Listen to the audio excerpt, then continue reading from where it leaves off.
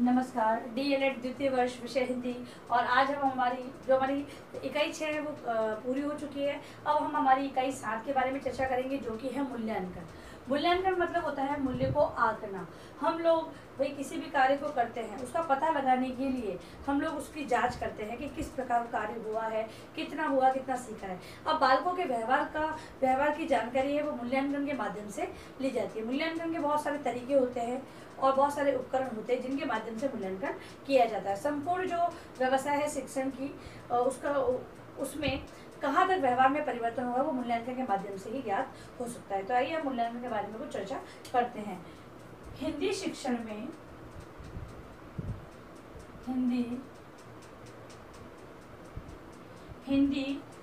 में मूल्यांकन से तात्पर्य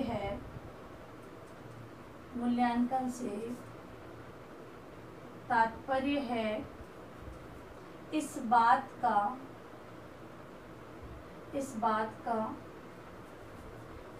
की जांच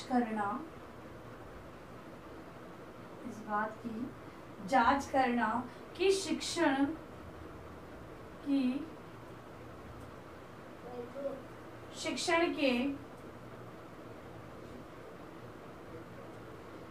के परिणाम स्वरूप विद्यार्थी के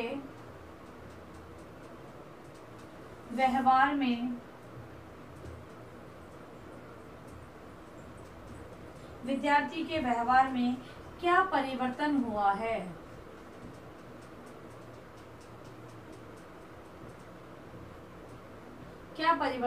है। शिक्षण से पूर्व शिक्षण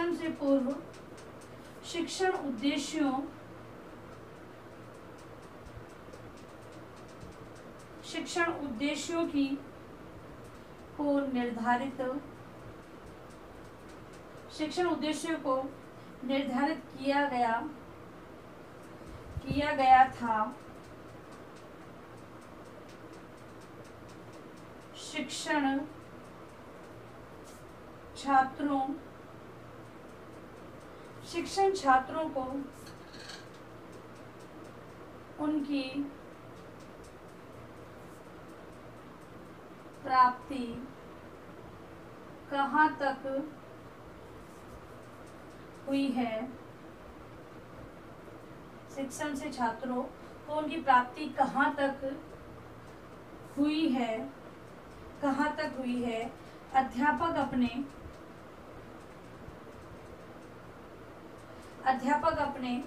शिक्षण कार्य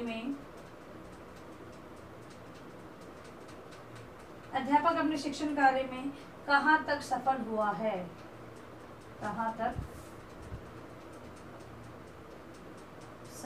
हुआ है।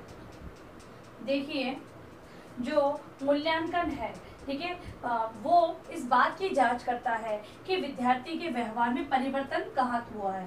फिर जो उद्देश्य पूर्व में, शिक्षण से पूर्व हम लोगों ने पाठ योजना के बारे में चर्चा करी है। पाठ योजना के अंतर्गत हम लोगों ने सबसे पहले उद्देश्यों को बनाया था, विशिष्ट उद्देश्य हम लोगों ने लिखे थे। अब वो विशिष्ट उद्देश्य है, जब पाठ का अंत होता है तो हम लोग पुनरावृत्ति प्रश्न या अभ्यास प्रश्न बच्चों से मूल्यांकन प्रश्न पूछते हैं, जिनके माध्यम से हमारी जो विषय वस्तु है जो हमने समझाई है वो बच्चों को कहाँ तक वो समझ में आई है वो हम लोग जानते हैं। ठीक है, तो अध्यापक भी उन उद्देश्यों का निर्धारण करता है और उनकी प्राप्ति, शिक्षण जो करवाया गया है उसकी प्राप्ति कहाँ तक हुई है ना। ये फिर अध्यापक है, वो उनकी प्राप्ति करने में कहाँ तक सफल हुआ है, वो सारा हमें मूल्यांकन के माध्यम से ही पता लगता है। कुछ और बातें मूल्यांकन के से संबंधित।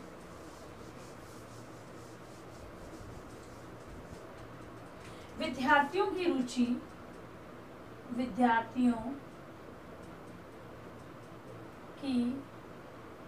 रुचियों,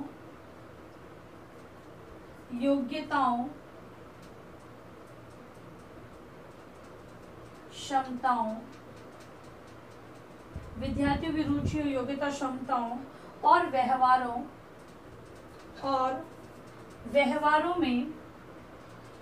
व्यवहार में कितना परिवर्तन हुआ है, परिवर्तन हुआ, इस बात का अनुमान मूल्यांकन द्वारा ही हो सकता है, मूल्यांकन द्वारा ही हो सकता है। मूल्यांकन द्वारा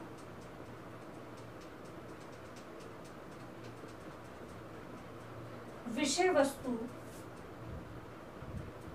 के ज्ञान, विषय वस्तु के ज्ञान की जांच तो होती है, विषय वस्तु के ज्ञान की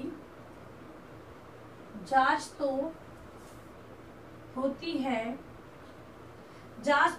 है, साथ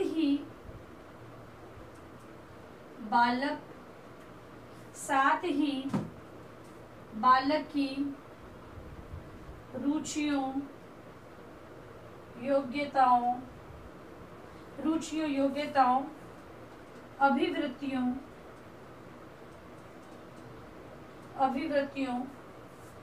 दृष्टिकोणों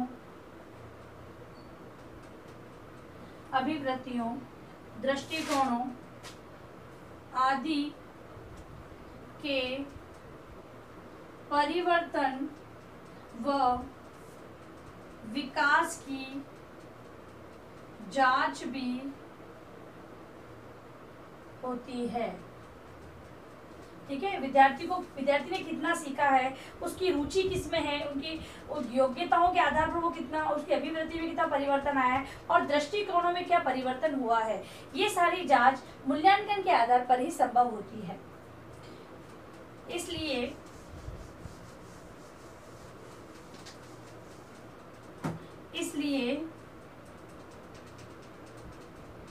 मूल्यांकन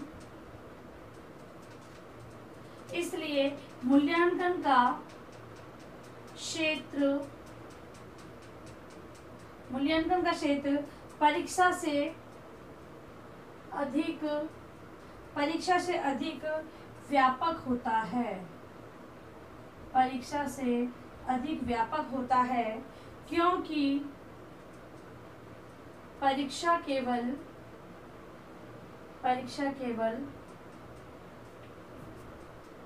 परीक्षा का संबंध केवल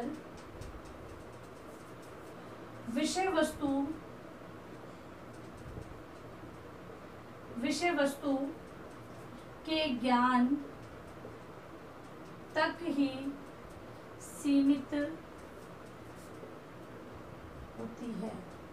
देखो, परीक्षा का जो क्षेत्र है वो केवल परीक्षा है वो क्यों ली जाती है कि विषय वस्तु का विद्यार्थियों को विषय वस्तु का ज्ञान कहाँ तक प्राप्त हुआ है, वहां तक ही वो सीमित होती है। इसीलिए परीक्षा को व्यापक नहीं कह सकते हैं, व्यापक नहीं होता है। और मूल्यांकन का क्षेत्र है वो परीक्षा से बहुत अधिक व्यापक होता है, क्योंकि मूल्यांकन के अंतर्गत जो ये परीक्षा है वो मूल्यांकन का एक छोटा सा भाग है, पूरा मूल्यांकन नहीं है।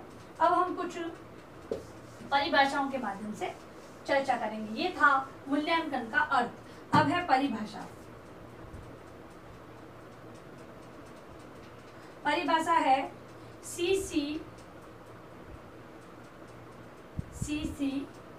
रॉश के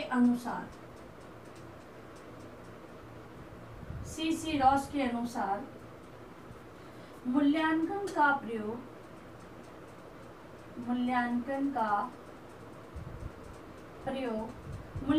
प्रयोग बच्चे के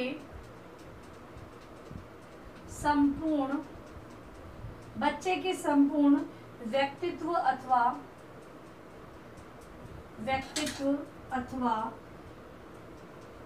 व्यक्तित्व अथवा शिक्षा की समूची पूरी समूची स्थितियों की जांच प्रक्रिया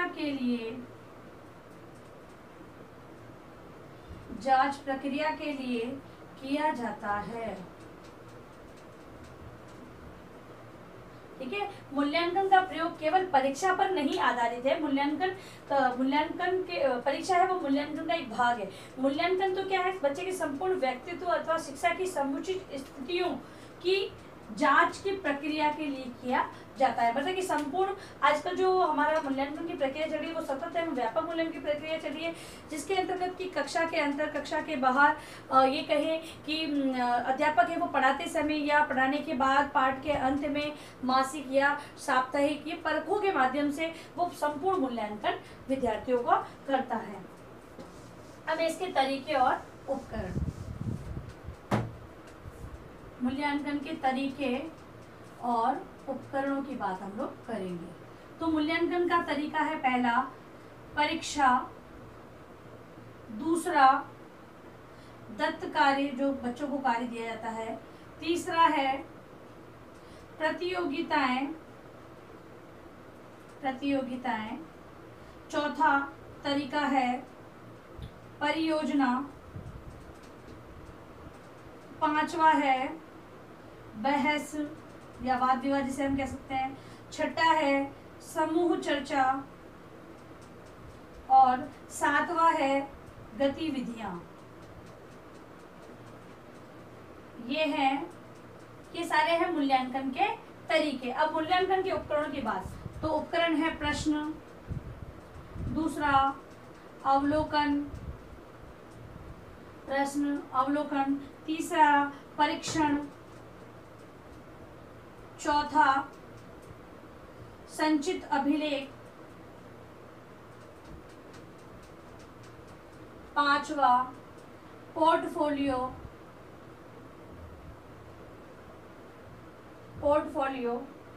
छठा है विषय विशेष। ये है मूल्यांकन के उपकरणों के तरीके। दोनों में अंतर है। मूल्यांकन के उपकरणों की बात करें तो वो अलग है और मूल्यांकन के अलग अलग तरीके भी होते हैं, ठीक है। तो ये चीजें थी मूल्यांकन के तरीके और उपकरण। और आज हमने बात करी मूल्यांकन का अर्थ, परिभाषा, तरीके और उपकरणों की। यही आप अपने गृह कार्य प्रश्न के अंतर्गत लिख कर लाएंगे। तो गृह कार्य प्रश्न लिखिए अपना, मूल्यांकन के अर्थ एवं परिभाषा को समझाते हुए इसके उपकरण एवं तरीके लिखें, ठीक है। जो आपको समझाया गया वही अपनी उत्तर पुस्तिका में आपको उत्तर के रूप में लिखकर लाना है। और अंत में आप लोगों से निवेदन है कि इस महामारी के दौर में कम से कम ये आवश्यक कार्य होने पर घर से बाहर जाएं। बाहर जाते हैं तो 3 बातों को विशेष ध्यान रखें, मास्क लगाएं, सोशल डिस्टेंस बनाएं और हाथों को बार बार सैनिटाइज करते रहें। सुरक्षित रहे, सभी का ध्यान रखें। धन्यवाद।